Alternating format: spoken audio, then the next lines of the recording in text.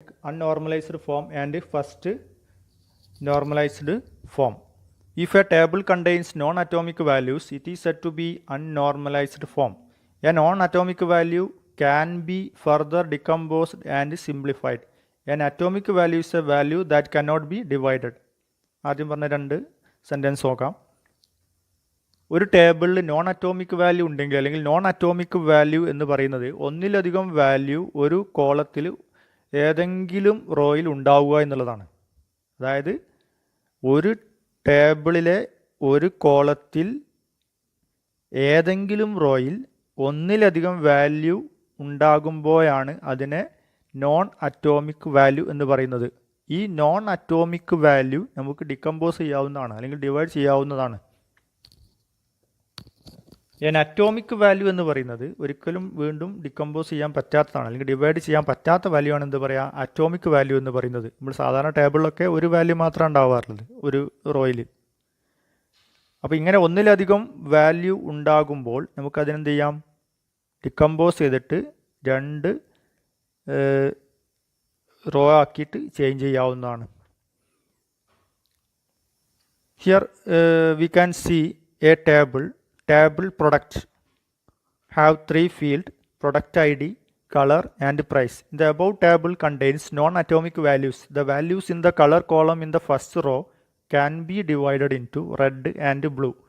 Hence it is not in first normal form.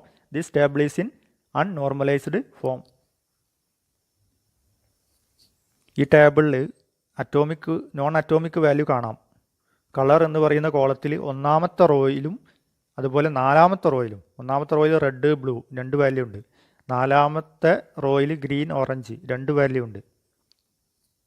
ഇങ്ങനെ രണ്ട് value വരുമ്പോൾ ഇതിനെന്ത് ചെയ്യാം, സ്പ്ലിറ്റ് ചെയ്തിട്ട് ഡിക്കമ്പോസ് ചെയ്തിട്ട് ഇതിനെ ഒരു വാല്യൂയിലേക്ക് മാറ്റാം. ഇങ്ങനെ ചേഞ്ച് ചെയ്യുന്നതാണ് ഫസ്റ്റ് നോർമൽ ഫോം എന്ന് പറയുന്നത്. ഇങ്ങനെയുള്ള അൺനോർമലൈസ്ഡ് ഫോമിലുള്ള ടേബിളിനെ നമുക്ക് ആദ്യം ഫസ്റ്റ് നോർമൽ ഫോമിലേക്കാണ് മാറ്റുന്നത്.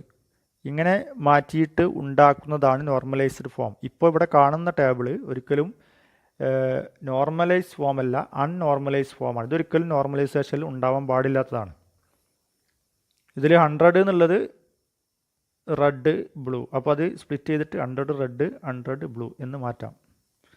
Before I am going to first normal form, see various normal forms. There are 6 normal forms. First normal form, second normal form, third normal form, BCNF, Boyce Codd normal form, and fourth normal form and fifth normal form. ഇങ്ങനെ 6 normal ഫോമാണുള്ളത് പഠിക്കാനുള്ളത്. ഈ 6 normal ഫോമിനും 6 പ്രധാനപ്പെട്ട റൂൾസാണുള്ളത്. So let me discuss first normal form. What is first normal form? It contains only atomic values. ഇപ്പോൾ first normal ഫോമിൽ എന്തുണ്ടാവാൻ പാടുള്ളൂ, ഒരു വാല്യൂ മാത്രമേ ഉണ്ടാവും, അറ്റോമിക് വാല്യൂസ് ആയിരിക്കും. There are no repeating columns. What is repeating columns? Repeating columns that a table contains 2 or more columns that are closely related. A table that records data on a book and its authors with the following columns: book ID, author 1, author 2, author 3, etc. It's not in first normal form because author 1 and 2, 3 are repeating the same attribute. നമ്മളൊരു ബുക്കിൻ്റെ ഒരു table ഉണ്ടാക്കി കഴിഞ്ഞാൽ അതിലെന്തുണ്ടാവും, ഇതേപോലെ author 1, 2, 3, 4 ഒക്കെ ഉണ്ടാവും. അതൊക്കെ repeating ആണ്. കാരണം ചില ബുക്കിന് ഒരു ഓതർ മാത്രമേ ഉണ്ടാവുള്ളൂ, അപ്പോൾ ബാക്കി 2 എണ്ണം ബ്ലാങ്ക് ആവും. ചില ബുക്കിന് ചിലപ്പോൾ 5 ഓതർ ഉണ്ടാവും. അപ്പോൾ അത് ഒരു നോർമൽ ഫോമിൽ അല്ല. അതുപോലെ row should not be identical. Row ഒരിക്കലും ഒരേപോലെ വരാൻ പാടില്ല. എക്സാമ്പിളിലേക്ക് വരാം.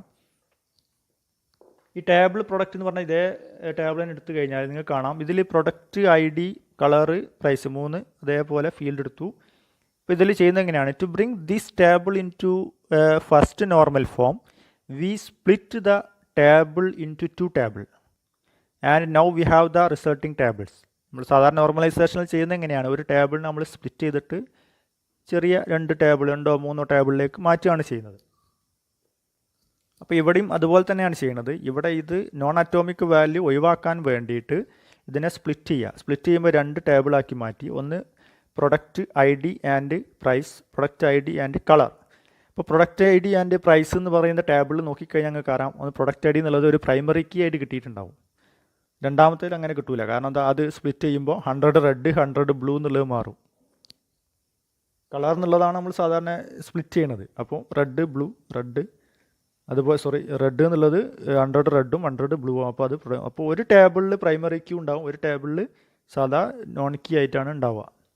അപ്പോൾ ഈ ടേബിൾ പ്രൊഡക്റ്റ് എന്ന് പറയുന്ന ടേബിളിനെ നമുക്ക് ഡിക്കമ്പോസ് ചെയ്താൽ ഇങ്ങനെയാണ് കിട്ടുക. ഇപ്പോൾ ഇവിടെ നോക്കിക്കഴിഞ്ഞാൽ ഒരിക്കലും എന്ത് ചെയ്യില്ല, ഇതിൽ നോൺ അറ്റോമിക് വാല്യൂസ് ഇല്ല, ഒക്കെ അറ്റോമിക് വാല്യൂസ് ആണ്. അപ്പോൾ ഇങ്ങനെ അറ്റോമിക് വാല്യൂസ് ആക്കി മാറ്റുന്നതിനെയാണ് ഫസ്റ്റ് നോർമൽ ഫോം എന്ന് പറയുന്നത്. നിങ്ങൾക്ക് ഇത് ഫസ്റ്റ് നോർമൽ ഫോമും അൺനോർമലൈസ്ഡ് ഫോമും കൃത്യമായിട്ട് മനസ്സിലായെന്ന് വിചാരിക്കുന്നു. എന്തെങ്കിലും ഇതുമായി ബന്ധപ്പെട്ട കമൻസ് ഉണ്ടെങ്കിൽ അറിയിക്കാവുന്നതാണ്.